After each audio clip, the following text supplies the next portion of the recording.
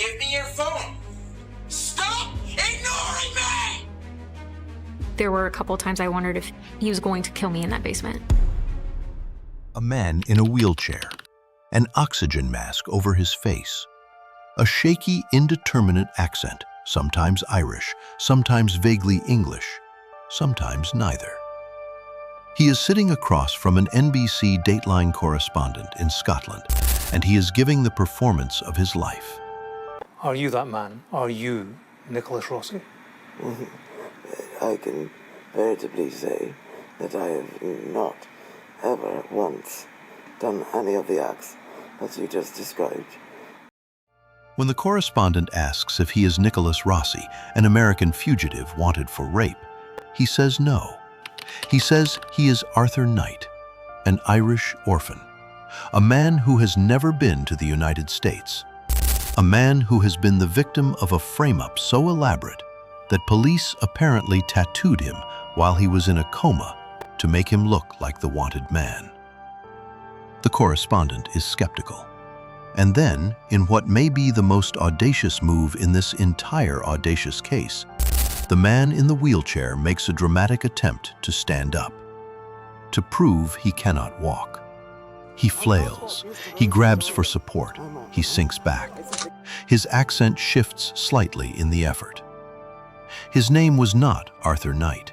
It was Nicholas Rossi, also known as Nicholas Oliverdian, also known as at least 10 other aliases investigators would eventually catalog. I am not Andrea. I am not Nicholas Oliverdian. Let me try to stand up. Let me try to stand up. Exactly. Exactly. He was from Providence, Rhode Island. He had grown up in foster care. He had raped women in Utah. He had faked his own death, published an obituary, had a funeral planned, and fled to Europe to start a new life under a new name. Suspected in a sexual assault case in Utah years ago is now in police custody in Scotland tonight. And when he was caught in a hospital bed in Glasgow, hooked up to a ventilator with COVID-19, he decided the best strategy was to deny he existed. This is a story about a man who treated his own identity as a costume he could put on and take off whenever it suited him, until it stopped suiting him, and the costume stayed on anyway. Before any of this, before Scotland, before the fake obituary, before the oxygen mask and the shifting accent and the Scottish courtroom, there was a date. February 29th, 2020. That date matters for two reasons. One, it is the date Nicholas Rossi's obituary claims he died. 2. February 29th only exists in a leap year. There was something about the choice of that date, something almost playful, that a Utah County prosecutor found impossible to ignore. We'll come back to February 29th, because that date tells you something about who Nicholas Rossi actually is. Nicholas Oliverdian was born in Providence, Rhode Island. His father was a convicted felon, domestic assault on his record. His mother, fearing for the safety of her children, obtained a restraining order and went into hiding. Nicholas was sent to live with a foster family. Nicholas's mother was struggling with addiction at the time after her father died. When Nicholas was 8 years old, his mother married a man named David Rossi. David adopted the boy and gave him his surname. The relationship did not go well. David Rossi later told investigators his stepson was wicked, a devil's spawn. Nicholas entered foster care. He bounced between homes. He was, by any external measure, a child who had been failed repeatedly by the adults in his life. She said, I can't get rid of him. I don't know what to do. He loves to be a con man too much to die. Like I said, he's the devil's spawn. What he did with that experience would define everything that followed. What Nicholas Rossi did with a difficult childhood was construct an alternative version of himself, and then another, and then another. By his late teens, he had landed a clerical job at the Rhode Island State House, where he became a vocal and seemingly passionate critic of the state's Department of Children, Youth, and Families. He made speeches. He gave interviews. He was photogenic, articulate, convincing. He became known as a child welfare advocate, a survivor who was speaking up for others. It was a compelling story. It was at least partly a performance. Over the years, investigators would catalog at least 10 aliases he used. He used different names in different states. He was registered as a sex offender in Ohio. He faced sexual assault allegations in Rhode Island. Here is what makes Nicholas Rossi different from most fugitives, most con men, most defendants in most criminal cases. He doesn't just lie. He builds. He constructs entire worlds, backstories, identities, and emotional narratives, and he inhabits them with total commitment. The man who became Arthur Knight didn't just choose a name. He built a life, a marriage, a persona, an accent, and a medical crisis. And when a Scottish court tried to strip all of that away, he fought back for 2 years. Stay with me, because the audacity only escalates from here. 2008, Orem, Utah, a college town about 40 miles south of Salt Lake City. Nicholas Rossi was living there, posting personal ads on Craigslist. That's how he met the first woman who would eventually testify against him. She was 21 years old and attending Utah Valley University. She was recovering from a traumatic brain injury when she responded to Rossi's ad. They dated briefly. He became controlling almost immediately. When she tried to end the relationship and return to his apartment to retrieve what he owed her, he raped her in his bedroom. She filed a report with Orem police. An Orem police sergeant noted that the woman and Rossi had gone to dinner after the alleged assault. The woman left the apartment and walked to a nearby grocery store. She told a clerk that she had been held against her will. The case was dismissed. The rape kit was never tested. The same year, 2008, a second woman was in a relationship with Rossi in Salt Lake City. She later described how he had asked her to pay for dates, pay for car repairs, lend him $1,000 so he wouldn't be evicted, and take on debt to buy their engagement rings. They were engaged within weeks of meeting. One night, after she drove him home from an argument in which she told him the engagement was over, he raped her in his bedroom. She did not immediately report it to police. Another woman came forward who said she met Nicholas Rossi on MySpace and that he had assaulted her the exact same way. She would not contact them for 14 years, and only then, because something she saw in the news in 2022 finally made her pick up the phone. For the next decade, Rossi moved. He used different names. He reinvented himself repeatedly. In 2018, Utah made a push to clear its rape kit backlog. He's holding me up against the wall. He's putting his hands up my shirt and down my pants. And a statewide effort to test thousands of untested sexual assault evidence kits that had been sitting in storage. One of those kits belonged to the Orem case. When it was finally tested, 10 years after it was collected, it came back with a DNA match. A name, Nicholas Alaverdian. Utah County investigators filed charges, and then they tried to find him, and found that he was, officially, dead. She also took out a restraining order against Nicholas, who moved out of their shared residence and took all the marital furnishings and household goods with him. January 2020. Nicholas Rossi, back in Rhode Island, known as Nicholas Alaverdian, publicly announced that he had been diagnosed with late-stage non-Hodgkin lymphoma. He was, he said, dying. He gave interviews. He was photographed looking gaunt. He said he had weeks to live. The community that had known him as a child welfare advocate rallied around him. A Rhode Island pastor named Father Bernard Healy was contacted by the woman Rossi presented as his widow. She asked the priest about holding a funeral mass at his church. Father Healy began preparing, and then, on February 29, 2020, the obituary appeared online. Nicholas Alaverdian had died of non-Hodgkin lymphoma. He lived a warrior's life, the obituary read. Friends and family mourned, and Nicholas Rossi, very much alive, was already in Europe. Utah County Attorney David Leavitt was not convinced. He subpoenaed Nicholas's financial records. He found something that a dead man cannot produce: transactions, bank records that continued beyond the date of death, social media activity. Leavitt told investigators, "We knew he was not dead." The challenge was finding him, and for nearly 2 years, he was untraceable. He had built a new life in Scotland under a name that had no connection to anything American law enforcement was searching for. He was Arthur Knight. He was off the grid, living quietly, working as a private tutor. And then he made one mistake. He got sick. In October 2021, Nicholas Rossi, living as Arthur Knight in Scotland, contracted COVID-19. It was severe. He spent 3 months in a medically induced coma at Glasgow's Queen Elizabeth University Hospital.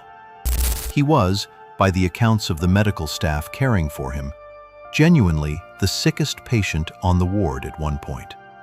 And while he lay there, Interpol had been circulating a red notice with his photograph, his fingerprints, and photographs of his distinctive tattoos. The fugitive had a number of aliases. This is the Interpol red notice that also showed an appearance changing over time, including, notably, the crest of Brown University tattooed on his shoulder, a university he had never attended. A nurse or staff member made the connection. Police Scotland was called. Officers arrived, and when Nicholas Rossi woke up from his coma, 2 police officers were waiting in his room. At this point, most people faced with fingerprint evidence, tattoo matching, and an Interpol red notice bearing their photograph would probably accept the situation. Nicholas Rossi is not most people. He did not accept the situation. He doubled down, completely, spectacularly, and with a commitment that courts in 2 countries would spend years working through.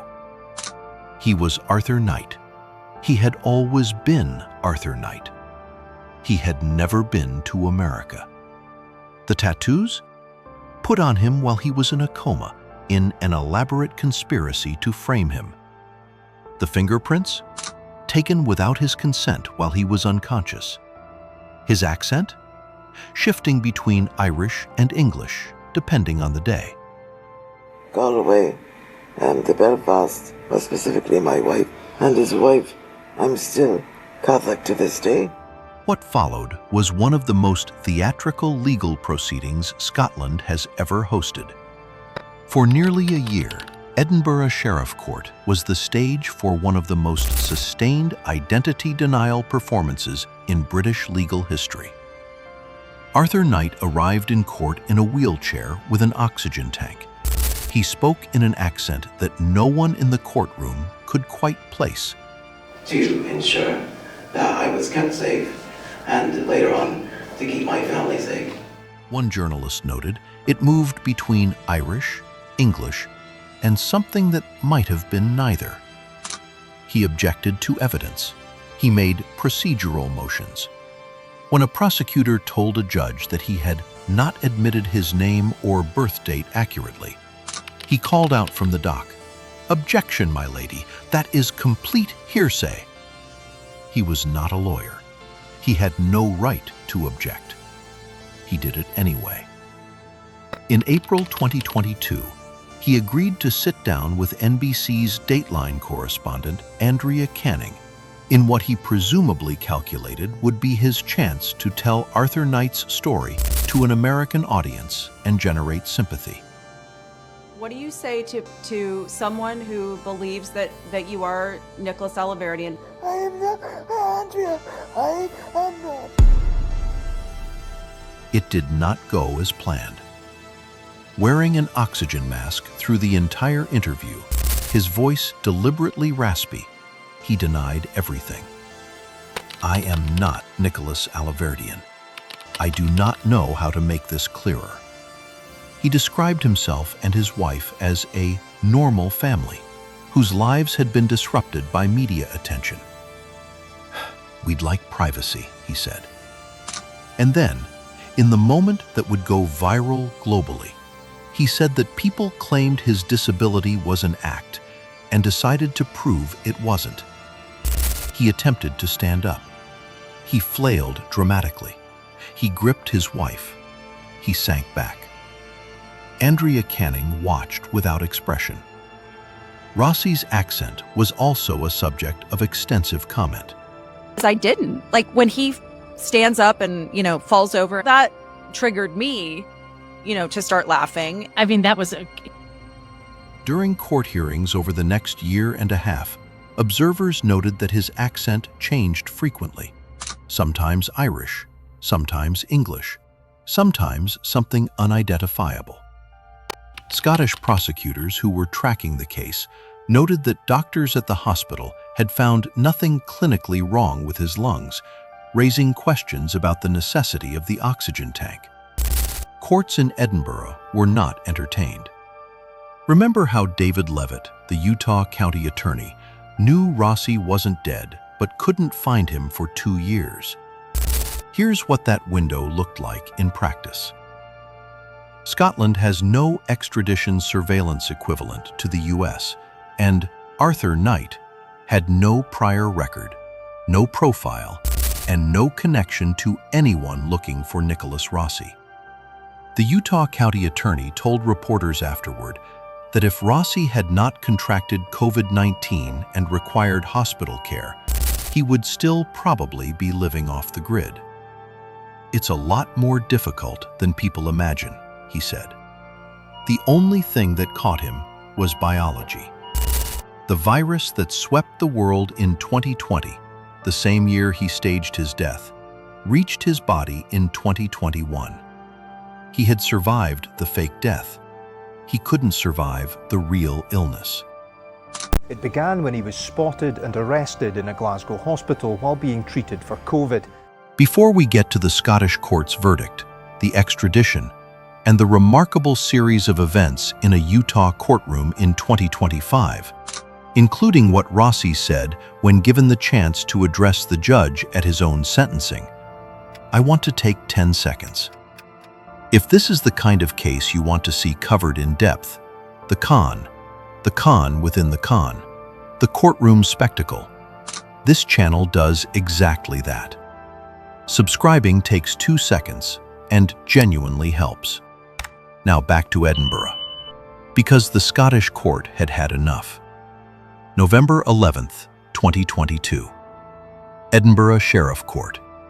Sheriff Norman McFadgen delivered his ruling after reviewing fingerprint evidence, photographic evidence, tattoo matching, and hearing the testimony of everyone involved, including Rossi himself.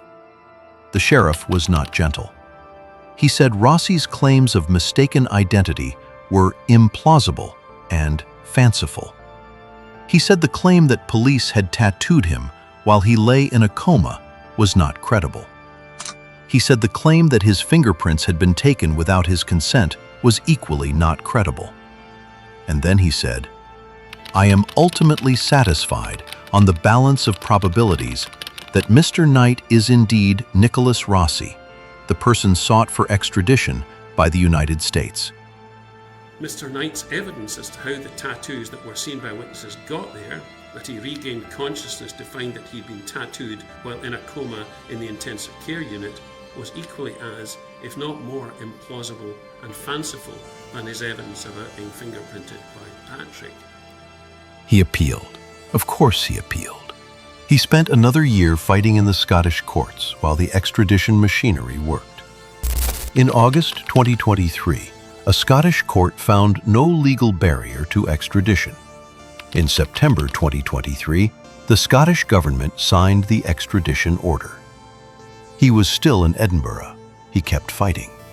Then, in January 2024, more than 2 years after his arrest in that Glasgow hospital, Nicholas Rossi landed in Utah, in a wheelchair, with an oxygen tank. This case has been covered as a story about audacity, about a man so brazen he published his own obituary. So committed, he maintained a fake accent across years of court hearings. Steps necessary to ensure that I was kept safe and later on to keep my family safe. So theatrical, he tried to stand up in a wheelchair on national television. But the more interesting question, the one that explains everything else, is what kind of person does this? Because Nicholas Rossi is not a cartoon villain. He's someone who, from childhood, learned that identity was not fixed, that the story you told about yourself determined what people believed about you. He was a foster child who reinvented himself as an advocate. He was an accused rapist who reinvented himself as a dead man. He was an Irish orphan who had never set foot in America. In Utah, Nicholas Rossi pleaded not guilty to first-degree felony rape in both cases, Salt Lake County and Utah County. The trials were set separately. Salt Lake County first, August 11, 2025. He arrived in court in a wheelchair, wearing a suit and tie, the oxygen tank beside him. His attorney, Mackenzie Potter, attempted to manage expectations. This case is like an old puzzle from the thrift store. It's 13 years old. Not all the pieces are there. Some pieces are from a different puzzle. It was an unusual way to defend a client. It was also a reflection of the genuinely complicated evidentiary landscape. Two 2008 cases, tested and charged years later, involving women who had to reconstruct memories from 17 years before. The first victim, the woman from Salt Lake County, who had not reported the rape for 14 years, identified Rossi from the witness stand. She said he was a little bit heavier, a little bit older. After deliberating for several hours on August 13, 2025, they found Nicholas Rossi guilty of first-degree felony rape. He made no visible reaction. One conviction.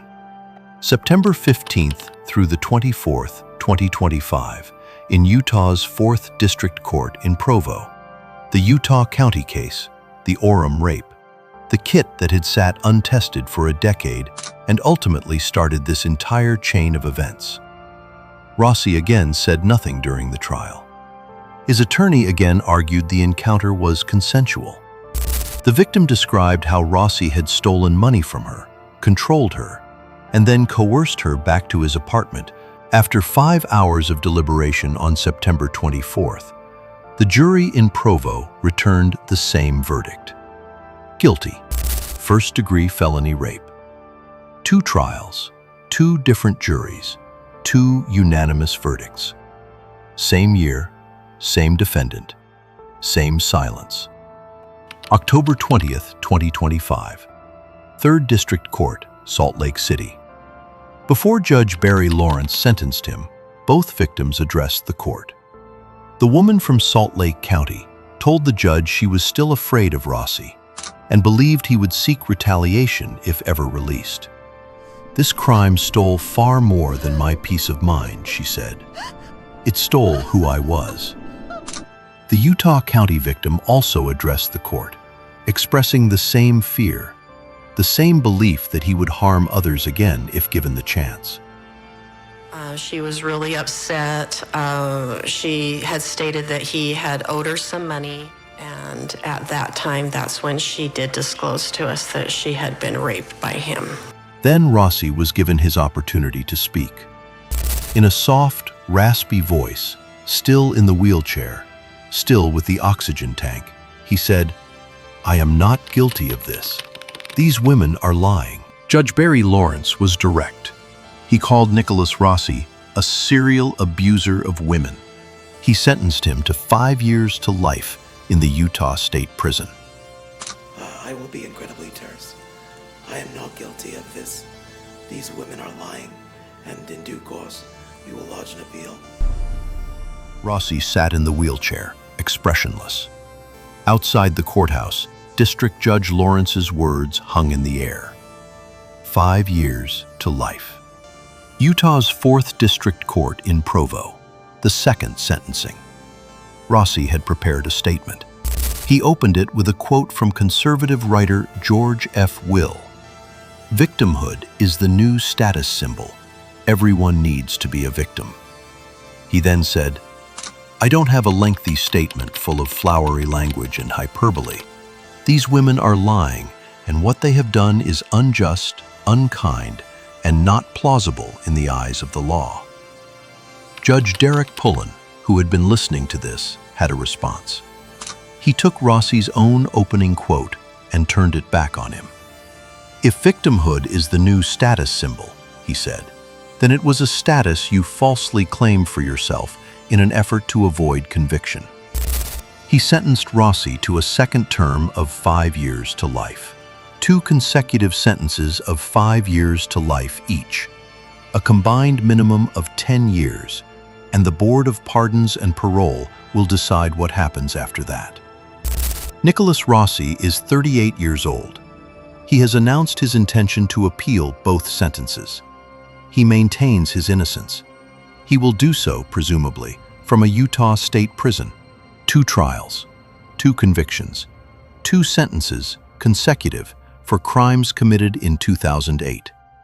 17 years of waiting for justice in one case, 14 years in the other. A fake death, a fake name, a fake accent, a fake disability performed on national television, a fake obituary with a fake date for a man who was in Europe when his friends attended his memorial. And in the middle of all of it, 2 women in Utah, and they came forward, and they got into a witness box and identified the man who had hurt them. One of them didn't even contact police until 2022. This case is not about the audacity of Nicholas Rossi. It's about the persistence of the people he hurt. At the very start of this video, I asked you to hold a date. February 29th, 2020. The date Nicholas Rossi's obituary claimed he died. The date chosen because it only exists in a leap year. Utah County Attorney David Leavitt has spoken publicly about what that date choice tells you about Nicholas Rossi. He said it was contemptuous, deliberate. The choice of someone who knew the date was absurd. February 29th doesn't exist most years. You can't die on a day that doesn't exist in most years unless you're making a point. The point Nicholas Rossi was making in 2020 was, I am beyond finding. I am beyond consequence. He was wrong on all 3 counts. It just took until 2025 for the record to fully reflect it. The 2 women who testified in Utah in 2025 have not been publicly named. They came forward, one 17 years after the fact, one 14. Their names are not part of this story. Their courage is.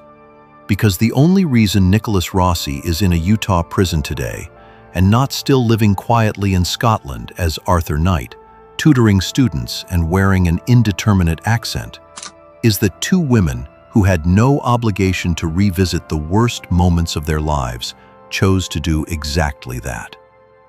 He almost got away with it. He had a fake death, a fake country, a fake name, and a fake illness. They had the truth. The truth took longer, but it got there.